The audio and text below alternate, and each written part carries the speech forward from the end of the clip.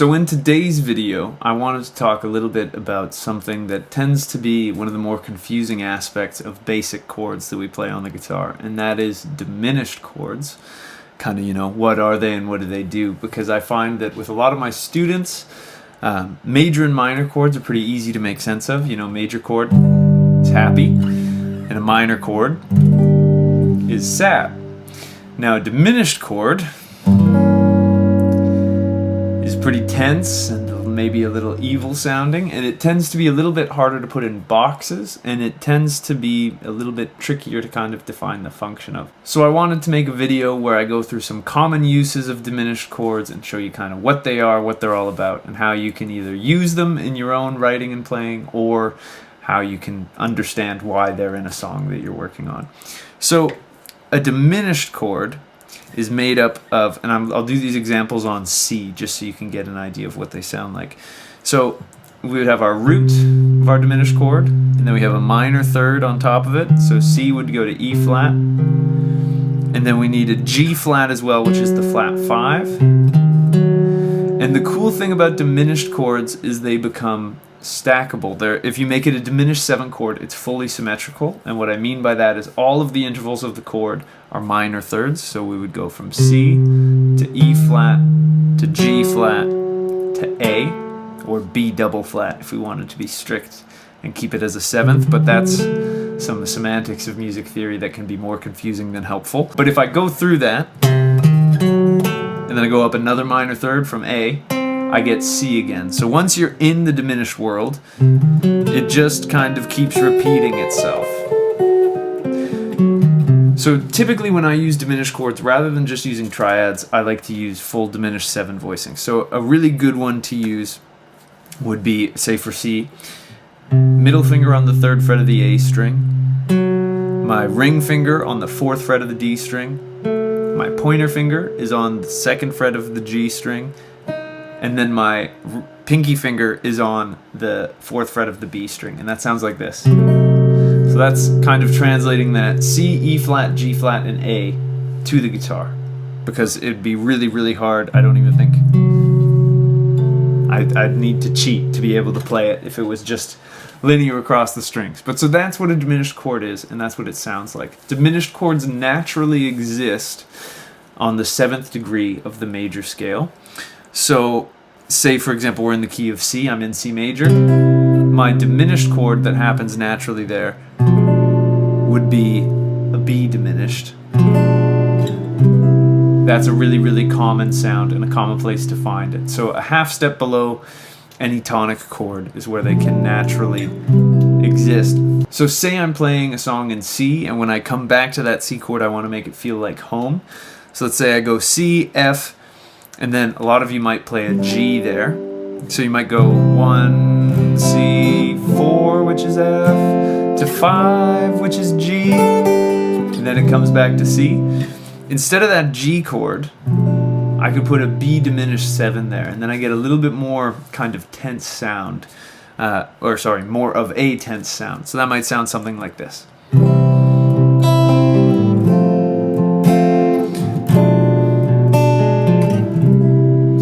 And I think that this is a really important thing to point out, because when I do that, you guys have probably heard a sound like that in music that you're listening to or playing. And it's really not that weird, but sometimes my students are they're almost scared of diminished chords, right? Because they aren't as common as your typical major and minor chords. But that's a really, really common way for it to be used, is whenever you're trying to make a chord feel like home, you could put the 5 chord in front of it, like in that case it was going to be G going to C, but I could replace it with a diminished chord a half step below instead. And this works pretty much anywhere.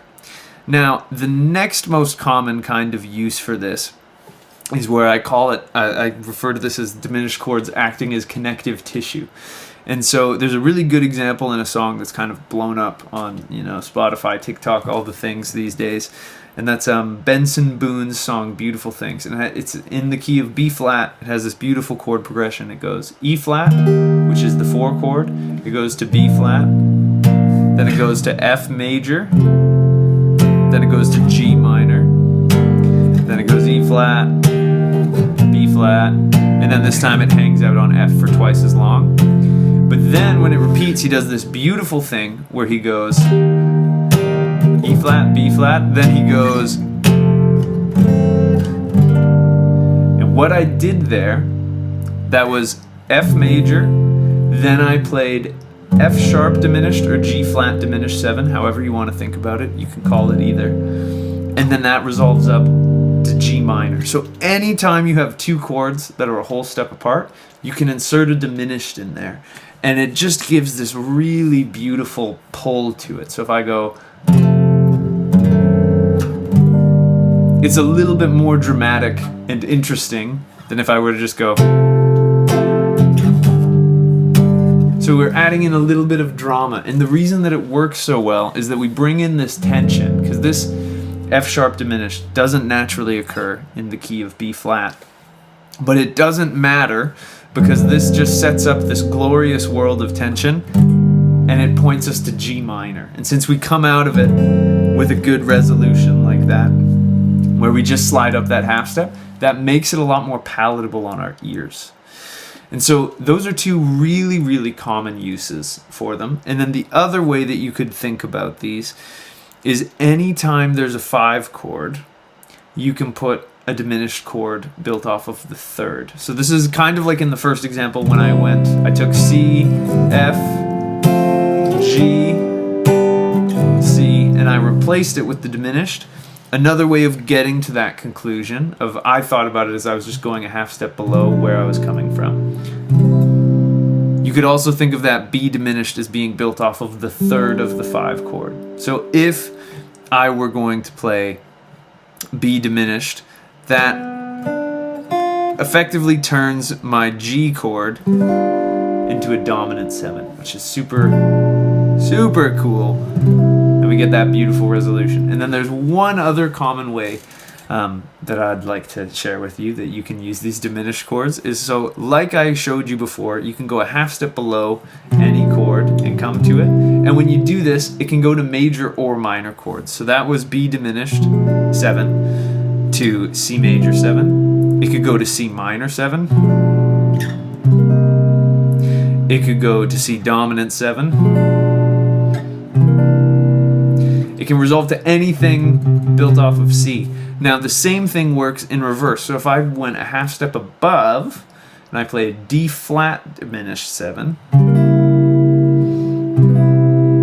it's a different resolution. It doesn't feel quite as solid, and you can mess around with what voices you're using to try and make it sound more resolved. So for example, there I played this D flat diminished 7, and rather than going to this C major 7 voicing, so that I had more voices falling, I went to this C6-9 chord, which is 3-2-2-3 on my middle 4 strings.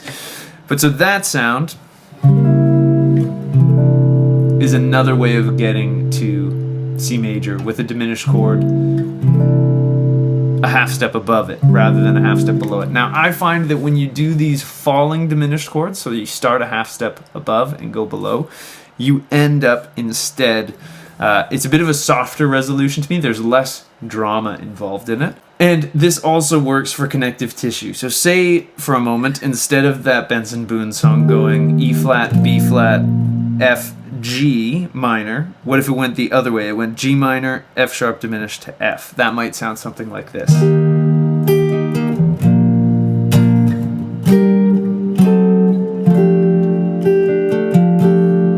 Perfectly legal and cool. It tends to work better as the connective tissue going up. Again, you get a little bit more drama out of it. But that's a really, really common way to use diminished chords as well. And now, before we end the video, let me show you 3 really great diminished 7 voicings you can use. So the first is going to be with a root on the E string. So we're going to play a G diminished 7. I have my middle finger on G. I have my pointer finger on the 2nd fret of the D string. So I'm skipping the A string here. I have my ring finger on the 3rd fret of the G string, and then my pointer finger is barring to the 2nd fret of the B string. And that gives me a diminished 7 chord, and since there's no open strings, I can move this voicing anywhere on the neck, and my root will be whatever note my middle finger is on the E string. So They're all legal. That A string shape I already showed you. That's a really good one for if you're trying to connect roots on the A string. And then the other one I'll share with you is this one that's nice and symmetrical. So if we wanted to play an E diminished 7 with a root on the D string, I could play 2, 3 on the G string, 2 on the B string, and 3 on the E string, and I get the same thing for if I'm playing chords with my root on the D string. So there you go. There's 3 awesome diminished 7 voicings you can use, a little bit of theoretical explanation as to how they work, and some practical uses where you'll maybe either see them in the wild or where you've heard them. I guarantee you've heard examples of this happening before in music you're listening to. But if you enjoyed the video, I'd really appreciate it if you could like and subscribe. It truly helps me out more than you could know. If you want to support me or the channel, there's a link down below to my Patreon page. You can get early access to videos and help support this free educational content that I put out every week. If you want to take a guitar lesson with me, there's a link to that in the description as well. I'd love to work with you on whatever's troubling you on the guitar. There's also links to purchase my educational book or my video course if you feel so inclined. But I've got new videos coming out every week. I hope you have a wonderful day. I hope to see you in the next one. And until I do, I hope you also have some fun playing the guitar. Thanks.